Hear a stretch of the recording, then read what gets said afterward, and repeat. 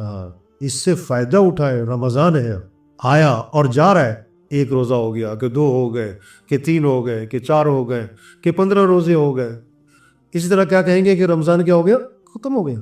اللہ پاک نے قرآن پاک میں رمضان کے بارے میں ایک جملہ بولا، ایام معدودات، یہ چند گنتی کے دن ہیں، یہ گنے چنے سے دن ہیں تھوڑے سے. اور یہ کتنی برکت والا مہینہ اور کتنی رحمت والا مہینہ اور کتنے اجر اور ثواب اور فضائل والا مہینہ کہ ایک حدیث میں آتا ہے آپ صلی اللہ علیہ وسلم نے فرمایا اگر لوگوں کو پتہ لگ جائے کہ یہ رمضان کی کیا قدر ہے، کیا فضائل ہیں، کیا اجر ہے، تو لوگ تمنا کریں گے کہ پورا سال ہی رمضان رہا کرا.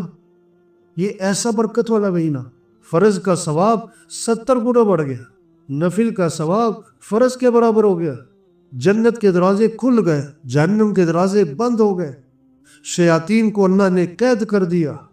ہاں اس رمضان سے فائدہ اٹھا. نمازوں کا اہتمام، روزوں کا اہتمام، تراویح کا اہتمام. کتنا بڑا طبقہ ہے وہ رمضان میں بھی مسیح میں نظر نہیں آ رہا ہے. کتنی سخت بات اللہ کے نبی نے فرمائی، بد نصیب ہے وہ شخص، بد نصیب ہے وہ شخص جو اس مہینے میں بھی اللہ کی رحمت سے محروم رہ جائے. توبہ توبہ تو بد نصیب، اللہ کے نبی فرما رہے جو اس مہینے میں بھی اللہ کی رحمت سے محروم رہے. ایک سے پوچھا میں نے یہ روزہ رکھ رہے ہو؟ کہتا جمعے کا رکھ رہا ہوں. ارے یہ تو بچوں کے لیے ہوتا تھا کہ چھوٹے چھوٹے بچوں کو عادت ڈال دی ہے چلو جمعے کا رکھنا شروع کرو. گروی ہے تو کیا ہوا، دن لمبا ہے تو کیا ہوا؟ اللہ کا حکم ہے، اللہ کا حکم ہے. مولوی صاحب کا نہیں، جس نے آنکھیں دی ہاتھ دیے کہ روزہ رکھو، اللہ کا حکم. ہم مسلمان ہیں، ہم اللہ کو ماننے والے، قرآن کو ماننے والے، جنت اور جہنم کو ماننے والے، اللہ کے نبی پر ایمان لانے والے. روزہ رکھنا ہے. ابا کے ساتھ خیر خواہی، ابا روزہ رکھو. اماں کے ساتھ خیر خواہی، اماں روزہ رکھی. چھوٹے بچوں کو صحابہ روزے رکھواتے تھے. چھوٹے بچوں شام پڑ جاتی انہیں کھلونے دیتے تاکہ کھیلتے رہے، وقت پورا ہو جائے. ایسی چیز نہیں ہے روزہ کیا طبیعت ٹھیک رہی تو روزے میں صحت ہے کہ بیماری ہے؟ بیماریاں زیادہ کھانے سے ہے کہ کم کھانے سے؟ روزے میں شفا ہے. ہاں روزہ رکھنا ہے. یہ مرنا تو ہے ہی، اگر مر گیا تو روزہ رکھ کے مرے گا. تو ذرا کوئی مسئلہ ہوا روزہ چھوڑ دی؟ نہیں، ہم مسلمان ہیں. نماز پڑھنی، مسجد میں پڑھنی، جذبہ ہونا چاہیے. مسلمان مسجد جانا ہے، مسجد میں دل لگنا چاہیے، ایمان کی نشانی ہے. حدیث میں آتا ہے جس کو مسجد آتا جاتا دیکھو اس کا ایماندار ہونے کی گواہی دو. آپ صلی اللہ علیہ وسلم نے فرمایا جو مسجد سے محبت کرتا ہے اللہ بھی اس سے محبت فرماتا. یہ ہے رمضان کی قدر. مسجد، نماز، روزہ، تراویح، اللہ کے سامنے کھڑے ہو. حدیث میں آتا ہے اللہ رمضان میں فرشتوں کے سامنے فخر فرماتے ہیں اپنے بندوں پر، دیکھو میرا بندہ سارا دن روزہ رکھتا ہے، رات تراویح پڑھتا ہے، میرے سامنے کھڑا ہوتا ہے، قیام ہے، رکوع ہے، سجدہ ہے. آپ صلی اللہ علیہ وسلم صرف رمضان کی بات نہیں، آپ کا تو پورا سال رات کا قیام تھا اللہ کے نبی کا.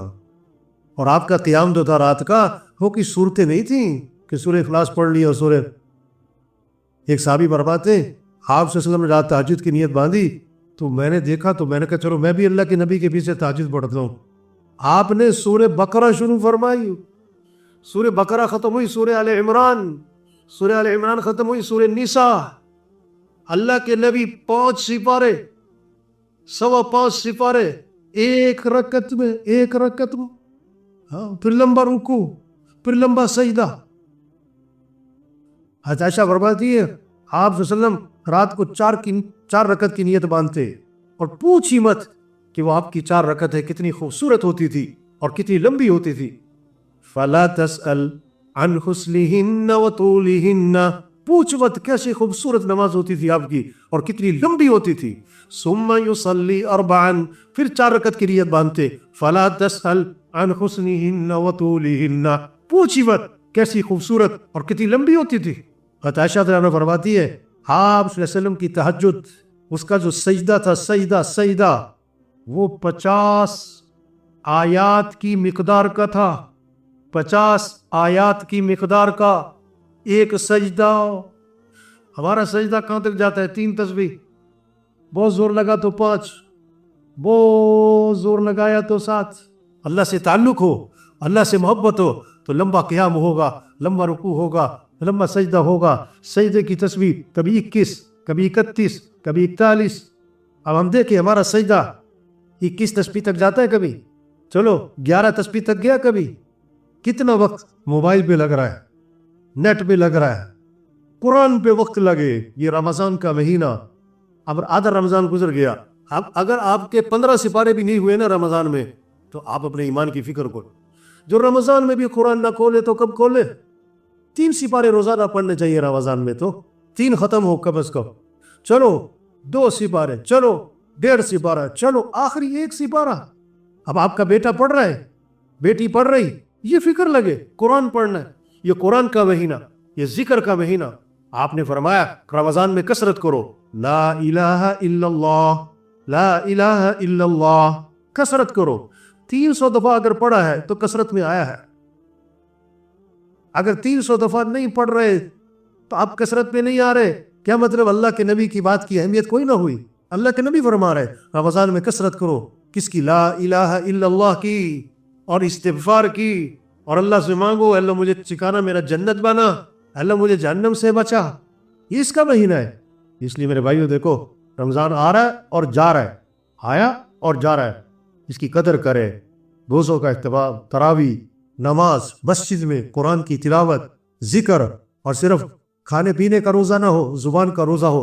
غیبت نہیں کرنی، جذبہ. ہمارے گھر میں غیبت نہ ہو، ہماری مجلس میں غیبت نہ ہو. مسجد سے نکلتے نکلتے غیبت ہو جاتی. غیبت نہیں کرنی، چغلی نہیں کرنی. آنکھ کا روزہ، غلط نہیں دیکھنا. کان کا روزہ، غلط نہیں سننا. دل کا روزہ، دل میں اللہ کی عظمت بٹھائے، اللہ کی محبت بٹھائے. دنیا کی محبت نکالے، دنیا کی عظمت دل سے نکالے. ساری نماز میں کیا ہوتا ہے؟ اللہ اکبر، اللہ اکبر، اللہ اکبر. ساری تراویح میں کیا ہو رہا ہے؟ اللہ اکبر. اللہ سب سے بڑا ہے. یہ زبان کا بول نہ ہو، یہ دل کی کیفیت ہو کہ سب سے بڑا اللہ ہے. سب جھوٹ ہے، سب دھوکہ ہے، کسی کے ہاتھ میں کچھ نہیں. یہ کورونا کیا ہے؟ یہ پیغام ہے، یہ کسی کے ہاتھ میں کچھ نہیں ہے. یہ اللہ کی طرف سے تنبیہ ہے، وارننگ ہے. گھنٹی بج رہی ہے، ہوش پہ آؤ. جو کہتے ہیں مولوی صاحب کورونا کوئی وظیفہ بتاؤ. کیا وظیفہ ہے؟ توبہ کرو. جھوٹ بولنے والا جھوٹ چھوڑے، رشوت والا رشوت چھوڑے، سود والا سود چھوڑے، بے حیائی والا بے حیائی چھوڑے، میوزک سننے والا میوزک چھوڑے. اپنے موبائل کو پاک کرو گندی چیزوں سے. اپنی آنکھوں میں حیا لاؤ. بہنوں کو حق نہیں دیا، بہنوں کو حق دو. نماز میں غفلت کرتے، نماز پڑھاؤ، روزہ رکھو. یہ ہے وہ کورونا کا پیغام، یہ ہے وظیفہ.